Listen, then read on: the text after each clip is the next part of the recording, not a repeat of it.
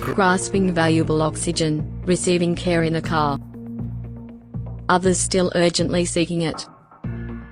Families are scrambling for oxygen and scarce medicines.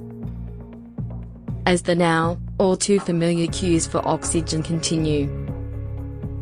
It's not just oxygen, wood is in short supply too, with so many cremations, because the government has given up. Hospitals, morgues, and crematoriums are overwhelmed. Reported infections have crossed 18 million, and the death toll is rising fast. Some hospitals lack basic medical equipment in working condition. India hit a new grim milestone. On Saturday, daily new COVID-19 cases topped 400,000 for the first time. The second wave is worsening rapidly. India has already recorded more than 300,000 daily cases for 12 straight days. More than 3,500 people have died in just the past 24 hours. This second wave is more virulent and aggressive. It hit the financial capital Mumbai first, and now it's rolling through New Delhi. In the tech hub of Bengaluru, foreign companies are racing to secure supplies for their staff. But there's a limited amount they can do. Behind the health disaster, an economic one is brewing.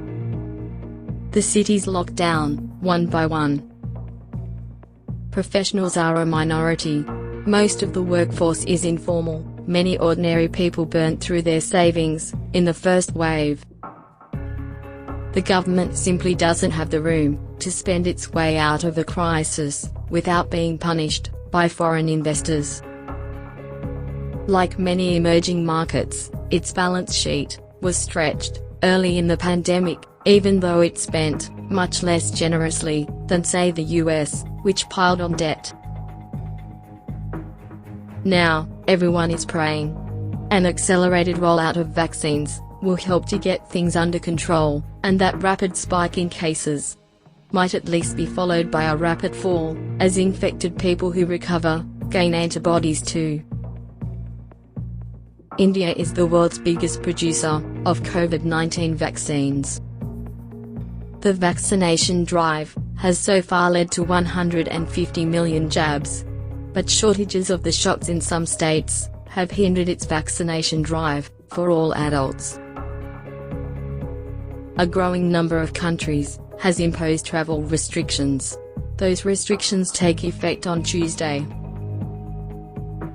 Some experts blame mass religious gatherings and political rallies for the severity of the wave.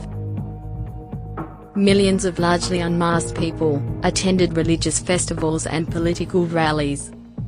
And tens of thousands of farmers continued to protest Prime Minister Agriculture policy. The Indian government was warned, in early March, about a new, more contagious variant spreading in the country. That's according to 5 scientists that took part in a government-organized forum. The sources told Reuters that, despite variant warnings, the Indian government failed to impose measures to stop the spread of the virus. But some scientists say the surge was much larger than expected, and cannot be blamed on political leadership alone. India's battle with this pandemic remains on many fronts. There is a long, difficult, and probably heartbreaking road ahead. Greta Thunberg for PublicPresse.